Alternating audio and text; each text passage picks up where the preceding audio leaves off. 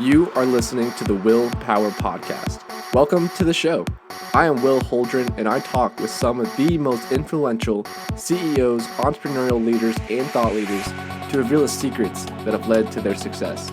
I believe that with the right knowledge and mindset, you can do anything you say your mind to. So if you want to learn how to change your life for the better, if you want to learn how millionaires actually became wealthy, or if you want to develop and start your own business from the ground up with the right knowledge to help you, then you are in the right place because this is the Willpower Podcast.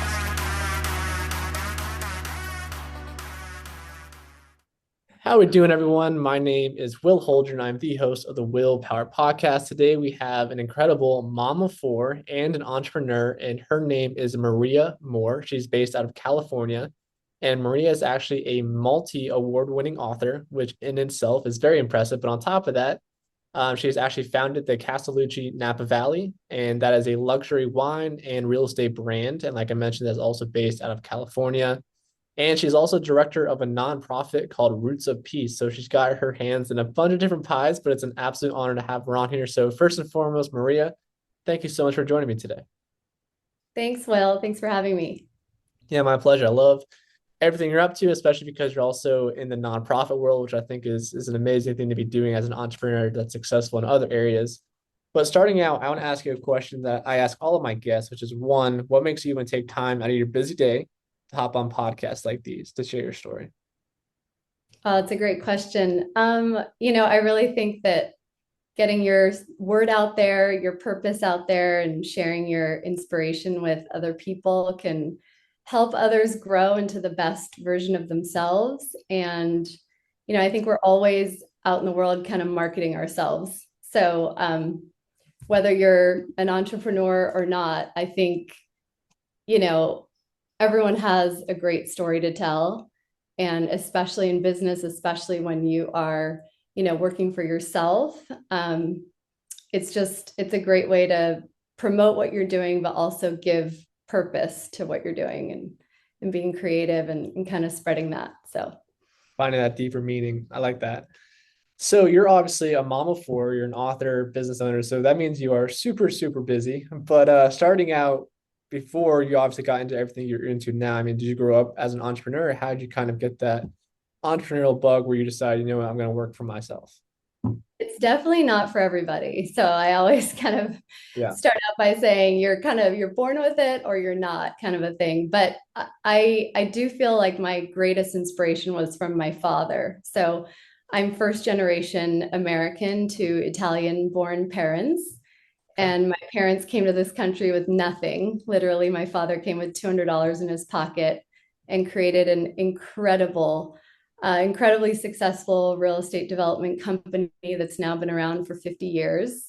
So I kind of was born into this, work ethic that I think having immigrant parents really gave me that greater sense of drive. Everyone has a totally different story. And I just think that seeing the hustle from early on and doing it with joy and kind of that American dream story was super real for my family, for my parents. And so I saw that and that inspired me at a very young age. So I kind of felt like early on, I knew I was going to jump right in. And so I jumped into the family business and then I kind of spread my wings a little bit on my own. But definitely that inspo came from the family for sure. Yeah, it's remarkable. It's an impressive story when you come here, like you mentioned, with $200 and you turned into a massive real estate company, you're successful, and just build a legacy. It doesn't happen every day. I mean, you meet these kind of heroes in different industries, and there's so many amazing stories like my parents. Yeah. But to really kind of have grown up in that culture was special. So I recognize that was different than that 9 to 5. So right. But that's just what the American dream is, right? And that's what a lot of people kind of looking in America, think could happen, and it's possible. And you guys are obviously a living testament of it actually happening. So I did want to ask you, from your point of view, I mean, you've seen the American dream kind of come to fruition, but since you've been growing up into what you're doing now, and your own perspective, how have you kind of seen the American dream shift? And just where we're at today, do you think the American dream is still alive in today's world? I do. I think it's rather complex now as opposed to 50 years ago, but I do. I mean, I'm a dreamer, so not just a numbers person, but I do think that putting your authentic self out in the world is actually where true success comes from, no matter what you're selling, no matter what you're creating. People kind of want to attach to your story and your why, your purpose. And I think that that ultimate drive of putting yourself out there, and I do still very much think that that's alive. I mean, the cost of everything now is exorbitantly more than it was 50 Right. years ago. I mean, my father bought his first house on a credit card. I mean, the story is unbelievable, and I can't wait to actually write that story Yeah. after my children's book series is over. But Awesome. yeah, I do. I think it's very much alive. You have to really believe. You have to have a lot of faith, a lot of grit. I mean, it's not easy to stay committed, and I think your path is never linear. So if you can kind of take that risk and be more kind of out of that fear-based mentality and more into the risk taking, but the reward is far greater than the risk. I think I think you could still do it for sure. Yeah, I love how you said it's really stepping into the true authentic version of yourself. And I've seen it firsthand. I'm sure you've seen it with a lot of people. It's extremely rare to find people that are able to step into their true authentic version. I'm sure a lot of people listening to this as well, they're like, man, I really want to do this one thing, but it's really just never happened. And then next thing you know, a few years go by and it's still just never really happened. And they never really just took that Right. jump. And it's just taking that first step that's the scariest. But after you get past that first step, you see it's really not that bad. You can just keep going and pursuing it. But it's a scary jump for a lot of people.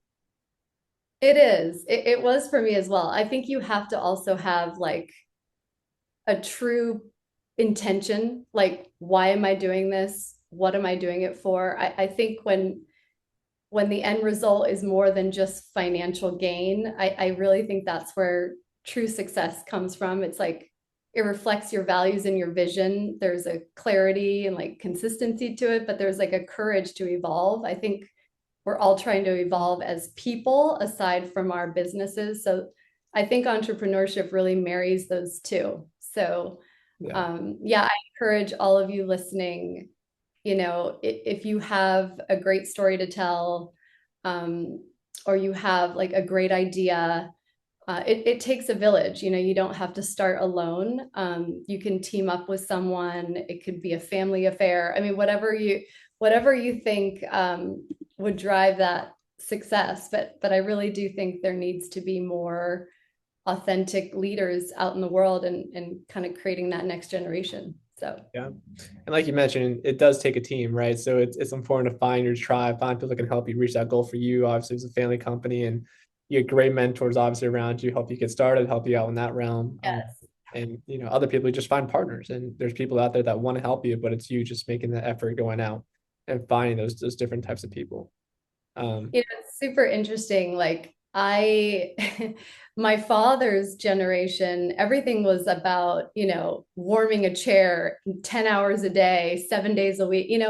The style of working has changed so much from what I learned was the right way to work. Now it's like you can work from anywhere. I mean, you and I are chatting virtually. You could be on a beach. You can make a deal on a golf course. I mean, it's kind of endless now. And I think in order, changing with the times is also really valuable as well. Yeah. And technology is always changing. We're talking a lot about AI and Zoom and all Yes. different things. There's so many ways you can leverage Yes. technology and make a big splash. Um, Yes. So jumping into your story, you mentioned you started out kind of with your family business and real estate development. I personally think real estate is a great way to get started in entrepreneurship. There's so many creative ways you can actually get into it. Yes. You guys are more on the development side. There's obviously a lot of other strategies as well. But at what point did you decide to branch out? I know obviously you do stuff with wines. Yeah, you do stuff as an author as well. So at what point did you decide to, branch out from real estate, and when did you know that it was time to kind of branch out and start some new ventures? That's a good question. The wines came first. So the wines kind of came a little bit on accident. We were expanding our portfolio into the out of San Francisco and into the Napa Valley, California wine region, where it was still kind of a depressed market back then.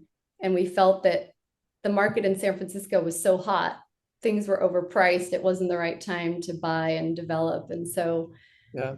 came up north a bit and started buying homes. And these homes had land with vineyards. Long story short, my father used to make a barrel of wine in the basement, in Italy as a young boy. That's what the family did. So it was kind of coming back to his roots, but we weren't really in the wine business per se. I mean, he just kind of remembered that, event every year that his family did, and kind of everyone in the village made their own wine. And Yeah. it was just for their own family consumption. And so I kind of looked at these acquisitions that had vineyards on them and thought, hey, we can do something with this. Like we can capitalize on this. So the wines actually came from a very organic, if you will, a very organic business. Hmm. And then I kind of took that and kind of ran with it. So the family was only involved for a short time, and then I kind of ran with that. So That's awesome. that's very cool. It's a great way to be creative. The ebbs and flows in the wine industry. It mirrors real estate and stocks to a certain degree. I mean, we're now in more of like the luxury sector, so small production, higher price point. That's kind of our niche, but Yeah. it's a tough time right now. I mean, you have to really have that staying power, because I think the economy in general is a little unstable at the moment, for various reasons. So Yeah. it's been a true test for me. um, so again, path is never linear. It's all over Right. the place, and you kind of have to ride that tide. So Yeah. so started in the wines, and then kind of fast forward a bit, I have always been inspired to write. I was a journalist for a luxury magazine for a number of years. And then after having my first child 14 years ago, I was like, wow, these kids are so engrossed in these books, and we're a big reading family. And I thought, what if I could write my own book and read it to my child? I mean, I just thought bucket list, that would be amazing, and kind of just put that on the shelf for a while. I didn't Yeah. do anything with it. And then once I really had the message of being aware and discovering your own unique joy, I figured it out for myself as a grown adult. But I thought, oh my gosh, if I can create a series based around this. And so I did. Hmm. I wrote when the kids were asleep. I wrote early morning. I found pockets of time. And I think with any business, you're inspired at random hours of the day. I remember waking up at like 2 a.m, like, oh my God, this would be a perfect intro. So it just kind of like lived in me. It wasn't really a business I was trying to create. And when I finally got that book in my hand, and I think it was 2022 was my first book, um, it was really one of the most rewarding experiences of my life to do something that was not based in financial gain. It was really like a passion project from the heart. And I think it's won so many awards because I was not trying to please, an audience. And that goes with any business. I think less about like the growth metrics of a company, but like creating impact and like doing something meaningful and leading with your authentic self is like the total recipe for success, I think. Yeah. So Diving into that niche. Yeah, I mean that's amazing, and it's quite an accomplishment if one person can do one of those things, right? But now here you are doing the author and the author stuff, winning awards for it. You're also building out a winery, which in itself, like you mentioned, has a ton of challenges, not an easy business to break into. um, Real estate as well. And on top of that, I know you guys are based out of California. So I'm kind of curious, has like the recent wildfires, have they had any issues yes, on your guys' wineries or your real estate value, real estate properties or yes, it's a great question. It's definitely put a huge wrench into our family real estate portfolio, only because hard to get these properties insured. Yeah. The insurance companies have left California and slowly coming back, but with serious caution. So Yeah. I think, and also we're in an economic time where like buyers are on the fence, they're not making big decisions right now. The uncertainty has kind of played into our business for sure. So yeah, there's some huge growing pains at the moment. I won't lie. It's been Yeah. definitely not a cakewalk. But yeah, I do think, I mean, we've had specific fires in Napa Valley where luckily our vineyards were not, affected, but the valley itself was affected. And I think the Mm. media kind of made it seem like Napa Valley's on fire. Don't go there. And it's like, no, Right. no, we need you to come. We need you to come support. And so I think hospitality has kind of come in waves from some interesting media that we've had. But then LA also had a horrible bout with fires earlier this year, and Yeah. so yeah, it's we've definitely struggled with some natural disasters, but Yeah. it's part of the game. Right. Part of Right. entrepreneurship, right? Yeah. Game. Yep. Yep. Yeah. But no, to your point, I know some people out there in California, and to your point about insurance stuff going on, like they can only insure like half of their property value. And then they're It's unbelievable. uninsured for a few $1 million. And it's like, what do you do now? Do you go out and buy gap insurance coverage, or how does that actually work? And if you don't, then like you got a huge exposure Yeah. right there in risk. So it's definitely a costly game. I mean, from that vantage point, are you guys planning on staying in Napa Valley for real estate stuff? Are you guys seeing everything you've seen so far? I mean, are you planning on moving and investing in other states, or what's your model right now? Yeah, no, I think we're good where we're at. I mean, the Yeah. San Francisco market is still a bit soft. They haven't recovered from COVID as well as other cities like New York and Hmm. so yeah, we have some projects going on up here, including like a development of a hotel and some luxury real estate residential to go with it, building some homes. So we have some stuff going on up in Napa. Um, Yeah. no, we're not going to go and explore like a brand new market at the moment. I don't think it's the right time economically to do that. But I mean, if you're cash rich right now, there's some really great deals out there. So it kind of, depends where what you're sitting on because you can get some great deals right now. Just Yeah. because the rates are not great, people aren't really moving, sellers are motivated, they want to get out, so it's a good recipe for opportunity for Are you sure. talking about great deals for residential stuff or commercial stuff or all the above or Both, yeah. both. Yeah. Yeah. I'm in real estate as well in the Uh, Atlanta space. And to your point, I think a lot of people think when rates are high, oh my gosh, it's a terrible time to get in the market and buy stuff. But to your the point, and what best I've time. seen, it's so much more opportunity because you have so much more less competition.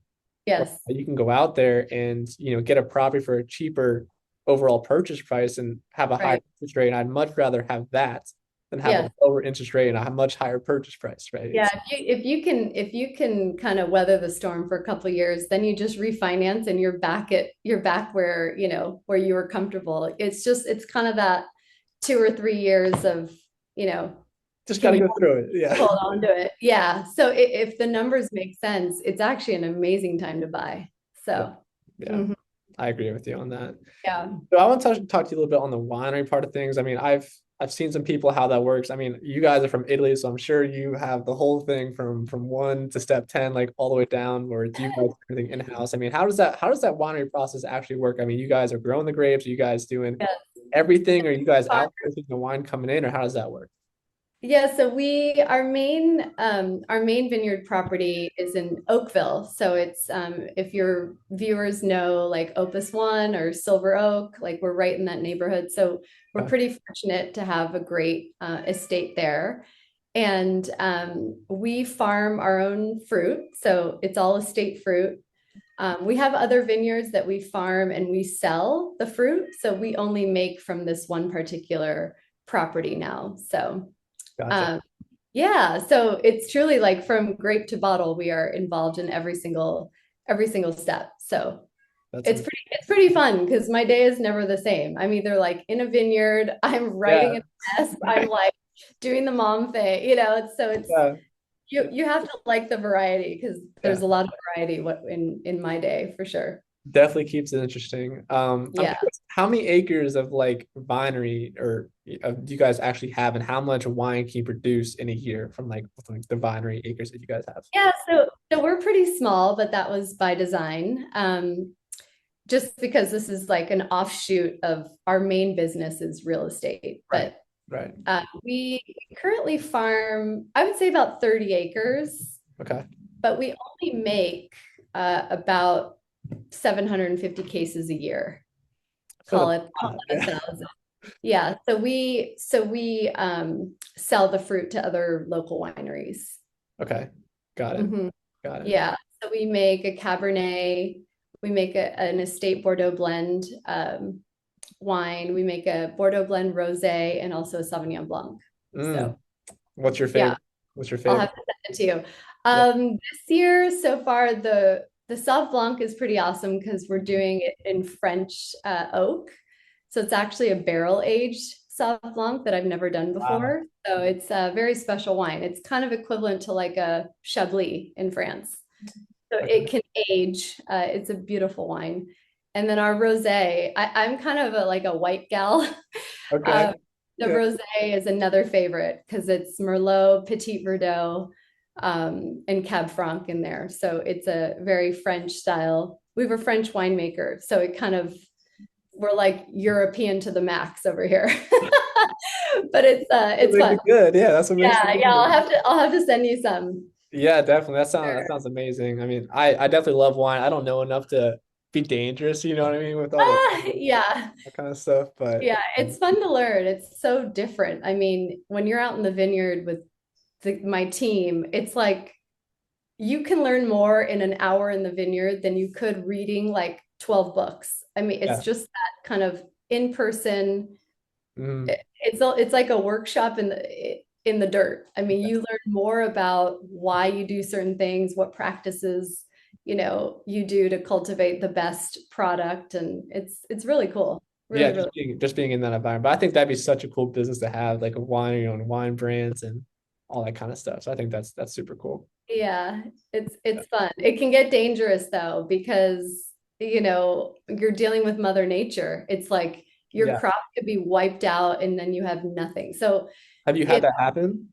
I've never had that happen, but I have Knock on entrepreneur wood. friends of mine. Yeah, I have friends of mine that lost everything one year, and we actually had smoke taint. So that's a thing in the wine business. When there's a big fire, Yeah. the smoke actually penetrates the skins of the cab or Oh, any red fruit, for example. Just because cab, has to grow on the vine much longer than a white wine. yeah. Yeah. So when the fires came in the fall, it's like nobody had harvested their fruit yet and they lost everything. So Oh, geez. um, yeah, it was really sad. That did happen to us 2 years, but you know, you Yeah. you kind of have to plan for some tragic thing. I mean, not every year, but every 5 years, it's not unusual for something to happen. So Yeah. Especially um, once every 5 years. Yeah. It's definitely, you got to take that into account. But how yeah, do you mitigate that kind of risk? Like, can you get insurance on a vinery field, or how does that work?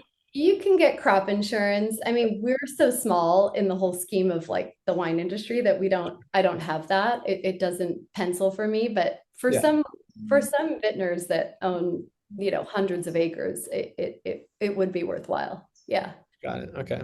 That's good to know. That's a thing. Um, Yeah. but then you also mentioned, obviously your favorite thing that you've done was your children's book. And you had a whole series come out. So what was your series about, and what was that first book about? Children's book. Yeah, so the books are my second book came out this year. Okay. So the series is called the Traveling Mindfulness series, and it kind of merges all my favorite things. So travel, mindfulness, kids, discovery, and the real message was it's about the protagonist goes about his or her usual day and using their five senses, discover things about that particular day that's highlighted that they had never paid attention to before. So it's like how the smallest things can actually reap the greatest reward and the greatest joy. So I did each city that my books are set in are either like a city that I've lived in and had a very significant experience in. Like my first book, Vivian in Paris, I was engaged to be married in the city of Paris. Uh-huh. Um, Sophia in Rome. Rome is a city that I lived in my 20s. And each book is based on one of my children. So Wow. it's really fun. It's like the child finds their ta-da, like what makes them, what elates them, what brings them the greatest joy at the end. And so each book has a different ending, but kind of a similar themes. Yeah. So And yeah, it's fun. It's like a homework assignment on my own kids. It's like right.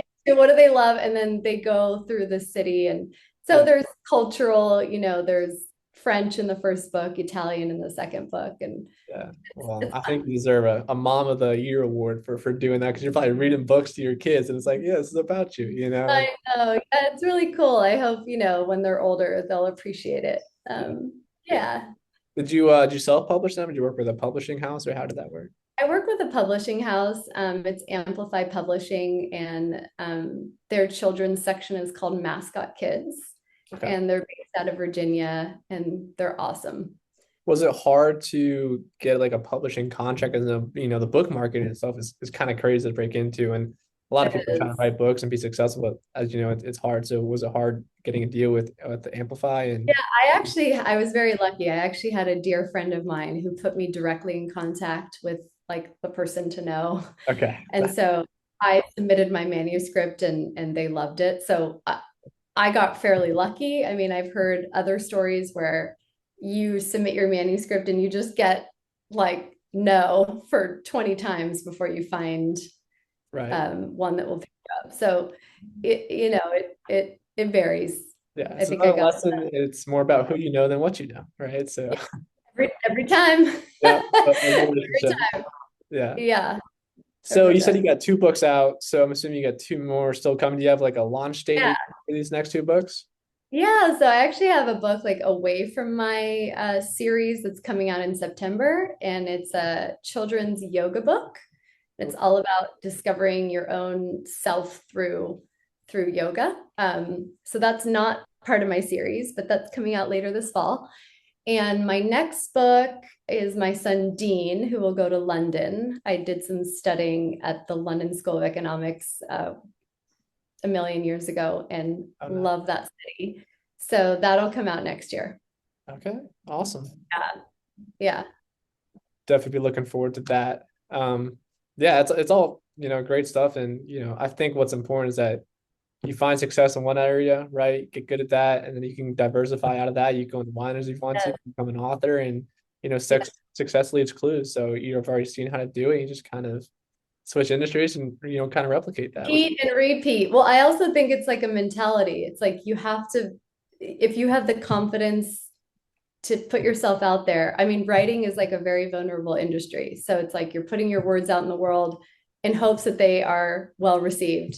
And I think that's with most products that you're selling or doing. So you can kind of have that same criteria and that same formula that goes, it kind of seamlessly goes through many industries.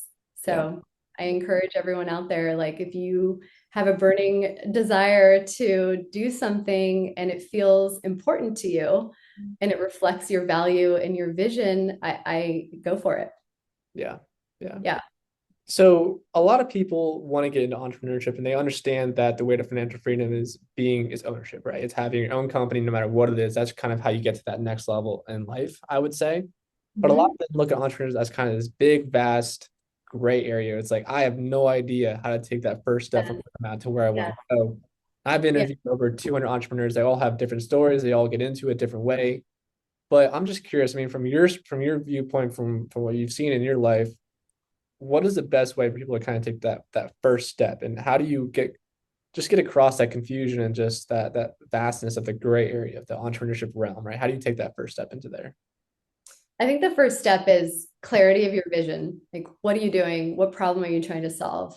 Who are you? Like, there's certain key questions you have to answer. Once you have that clarity, you got to go find a mentor. Find somebody that not necessarily needs to hold your hand, but that you can bounce ideas off of. Somebody who's kind of been there, done that, who can give you, advice and little tidbits of greatness that Yeah. you may otherwise never read in a book. I think mentorship is huge and so undervalued in our society. I encourage my kids all have mentors that are outside of like their parents. Because I think when you kind of get away, it's almost like when you get the best ideas when you go on vacation. I think it's the same thing with a mentor. Yeah. It's almost like a mental vacation from like you spinning your wheels and being like, is this going to work? Or how do I do this? Or how in the world would I even get the money to start this? So Yeah. I, I think the value in mentorship is huge. Yeah. No, I couldn't agree more. And I think a lot of people always say, find out who you are, find your passion. But from my viewpoint, I think that always changes for people. Like during your seasons of life, who you are, what you like to do, that's always going to change. I think it's important to just not get stuck on trying to really figure out what that one thing is when in reality there could be 10 things that you like to do, right? You're a Yes. designer, you're an Yes. author, you do real estate. So people out there, I mean, it's more important to just pick that one thing out of the gate, even though there may be other things, just take that first step towards that first thing. And like you were Yes. talking about, I think it's more important that the next step after that is finding someone who's done it, who's monetizing it, that you can Yeah. learn, that you can have in your pocket to help you out. And then from there, then you take that third step and really start your company, really just dive into that and grow from there. But Yeah. it's 100%. Like I'm a completely different person than I was 20 years ago. yeah, yeah, If you asked me who I was 20 years ago, I would say, well, yeah, yeah, I study, I party, I do all the things. And now it's yeah, like priorities are different. You're just different. I think we're always evolving. You never quite get there. I think what entrepreneurs need to know is you've never actually fully arrived. You are constantly evolving as a yep, person, as a business, your mentality. It's like the hunger to get out there and learn as much as you can, read as much as you can, immerse yourself in that industry that you want to be a part of. Just go to stuff, start going to things. yeah, Go with your mentor if you don't feel comfortable going alone. yeah, It's kind of like moving to a foreign country and learning the language. That's actually how you learn the language. You don't learn it as well just doing it by yourself in on America. Duolingo. Yeah, Yeah, exactly. Duolingo or something. yeah, So I would say like immerse yourself, have clarity of your vision. Don't worry about knowing exactly what you need to do and having it be perfect. I think that's like the enemy of success is perfection. So yeah, you got to just dive in, like swim in it, be in it. yeah, yeah, 100%. And I think there's a lot of younger entrepreneurs listening to this podcast, and I just really hate how in society they put that pressure on you once you're 18 years old, know what you want to do for the rest of your life, go to college, get Yeah, a degree, and stick with that forever. And it's just I had no not the case. idea. Like if you ask a college student what they want to do, it's probably 5% that actually keep their major and do exactly what they majored in. I mean, Yeah, it's interesting. We're kind of the only country in the world that you can be a psychologist and then go into finance. Like you can't do that in Italy. You have a track from early on, and that's your track. Because here, I mean, it's a melting pot, and we are so great. We're so blessed that we can kind of jump around and expose ourselves to different industries. And it really is like you get out of something as much as you put into it. And I think that's for entrepreneurship, for school, for any kind of success driven route that that's what it is. And so yeah, I would just say immerse yourself, get a mentor, and have some idea of what you want to do. yeah, and just understand that you're never really gonna have it all figured out. So No, it's a journey. There's no destination when you're doing this. It's like yeah, you're just every day, just get a little bit better. If you get 1% better every day, by the end of that year, you'll be 365% better. That's huge. yep, yep. It's just that consistency. Mhm. But Yeah. yeah. Well, I really appreciate your time today and kind of sharing your story and all your great tips and tactics from real estate to wineries to being an author. I think that's my audience is going to get a lot of good value out of that. But before we jump off here, I just got a couple more questions for you. One, looking forward, I mean, you've done so much already, but what are some of your main goals you have, going forward in the next couple of years? What's that look like?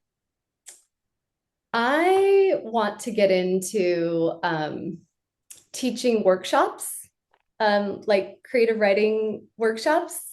Some of my most rewarding experiences as an author has been to be in the classroom with the kids.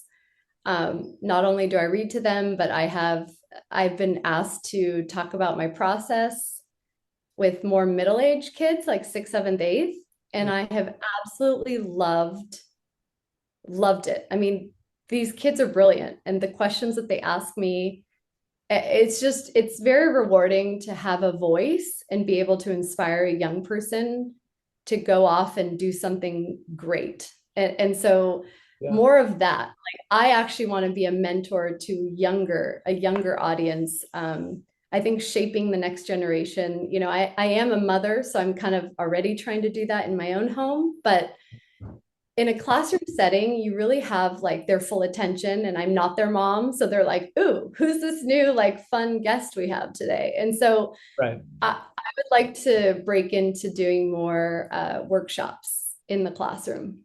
That's awesome. So Very rewarding yeah, as well. Yeah. it is. Cool. With that said, before we have jump off, is there anything else you'd like to say? And if people want to reach out to you or maybe find some of your books, what is the best way for them to go about and do that? Yeah, so my website is mariacastelluccimooreauthor.com. It's all about all the things that I dabble in. My books are on Amazon as well. And Vivian in Paris, Sophia in Rome is what I have so far. And the wines are Casteleuccinapavalley.com. You can check out. The website is kind of currently under some kind of construction, but in a couple months it'll be up and running again. And take a peek at what we're doing. And I hope to hear from you all. Thank Awesome. you so much.